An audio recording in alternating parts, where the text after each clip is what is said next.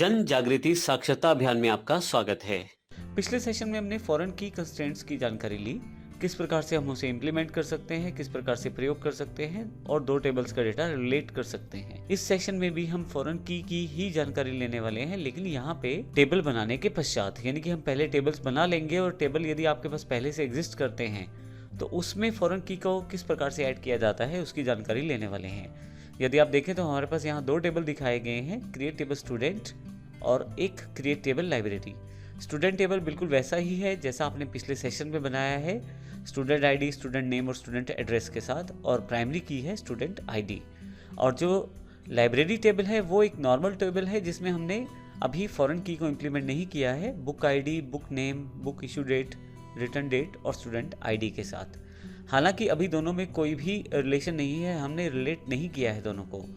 तो पहले ये दोनों टेबल बनाएंगे, जब टेबल बन जाएंगे तो उसके पश्चात हम लाइब्रेरी टेबल को मॉडिफाई करेंगे अल्टर टेबल लाइब्रेरी के द्वारा, और इसमें फॉरेन की को जोड़ेंगे, ऐड फॉरेन की।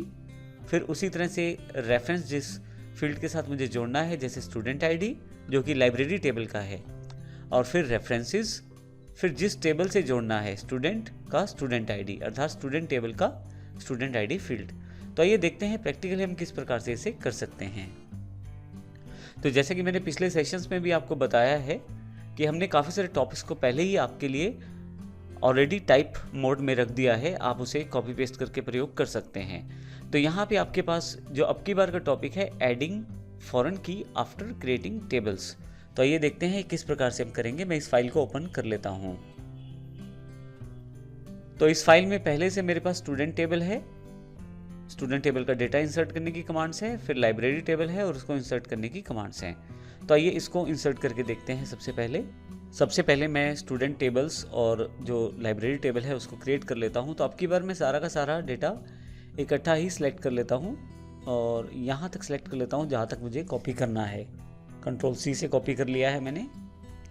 अब यहाँ पर जाकर एसक्यूएल में मैं आता हूँ और यहाँ देखिएगा कि पहले से मेरे पास टेबल अवेलेबल हैं, तो पहले इस टेबल को डिलीट कर देता हूँ। कॉलेज पर जाकर मैं पहले लाइब्रेरी टेबल को यहाँ से डिलीट करता हूँ और स्टूडेंट टेबल को भी डिलीट करता हूँ। टेबल पहले से रहेंगे तो कार्य करना मुश्किल हो जाएगा, मैंने दोनों को डिलीट कर दिया है यहाँ पे। फिर एसक्यूएल में जाता हूँ यहाँ से मैं, और यहाँ पे मैं कंट्रोल वी कर देता हूँ, जिसमें यदि आप ध्यान दें तो सबसे पहले स्टूडेंट टेबल है, फिर उसको रिकॉर्ड इंसर्ट किया गया है, फिर आपके पास लाइब्रेरी टेबल है, फिर उसका रिकॉर्ड इंसर्ट किया गया है। ये कमांड मैं अभी नहीं चलाता, इसको यहाँ से मैं कट कर लेता हूँ। इसके लिए मैं कंट्रोल एक्स का प्रयोग कर लूँगा यहाँ से और गो कर देता हूँ। आपके पास सारी क्वेरीज एग्जीक्यूट हो गई हैं। तो इस तरह से आप एक साथ काफ़ी सारी क्वेरीज को एग्जीक्यूट कर सकते हैं। शो क्वेरी बॉक्स पे वापस आता हूँ और यहाँ यदि कॉलेज को मैं राइट क्लिक करके नई टैब में खोल लूँ तो आप देखेंगे दो टेबल तैयार हो चुके हैं, स्टूडेंट और लाइब्रेरी। अब मैं लाइब्रेरी टेबल को अगर ओपन करूं तो आप देखेंगे यहाँ किसी प्रकार का लिंक नहीं है, जैसा कि पिछले सेशन में हमारे पास आया था। उस सेक्शन में जब हम माउस लेके जाते थे तो हमारे पास यहाँ पे जो रिकॉर्ड है वहाँ पे पॉपुलेट हो जाता था नाम से, और जब क्लिक करते थे तो हम पर्टिकुलर रिकॉर्ड पर चले जाते थे। अभी ऐसा नहीं हो रहा क्योंकि दोनों में कोई भी रिलेशन नहीं है। इसके लिए फिर से एसक्यूएल पे जाता हूँ यहाँ से मैं, और यहाँ कंट्रोल वी प्रेस कर देता हूँ। जो कॉपी मैंने किया हुआ था क्वेरी, अल्टर टेबल लाइब्रेरी, यानी कि लाइब्रेरी वाले टेबल में मुझे चेंज करना है, फॉरेन की ऐड करना है स्टूडेंट फील्ड पे। ये स्टूडेंट आईडी जो फील्ड है वो लाइब्रेरी टेबल का है। फिर रेफरेंस किससे सेट करना है मुझे, स्टूडेंट का टेबल है उसमें स्टूडेंट आईडी से। तो हमारे पास जो स्टूडेंट टेबल है उसके स्टूडेंट आईडी से हमने लाइब्रेरी के स्टूडेंट आईडी को रिलेट किया है इस कमांड के द्वारा। अब मुझे केवल गो करना है।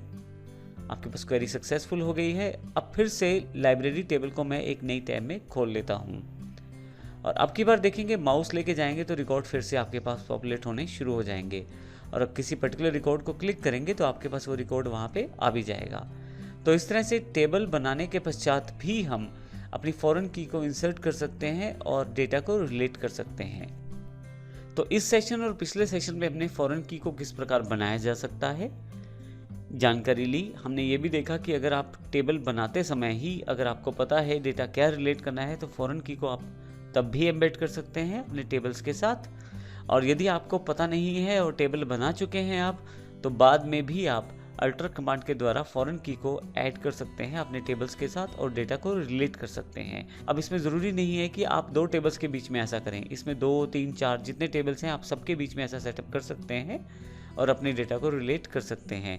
जैसे एग्जांपल के लिए लाइब्रेरी टेबल के अलावा हमारे पास फीस सेक्शन का टेबल हो सकता है, या स्पोर्ट्स सेक्शन का टेबल हो सकता है, या रिजल्ट सेक्शन का टेबल हो सकता है। तो उस केस में हम प्राइमरी की को फिर से डेटा रेफरेंस के लिए प्रयोग कर सकते हैं और सभी टेबल्स के लिए अलग अलग फॉरेन की का इस्तेमाल कर सकते हैं। तो अगले सेशन में हम बात करने वाले हैं फॉरेन की को ड्रॉप कैसे किया जाए, अर्थात अगर हम फॉरेन की लगा चुके हैं और किसी कारण से हटाना है तो उसे कैसे हटाया जा सकता है। धन्यवाद।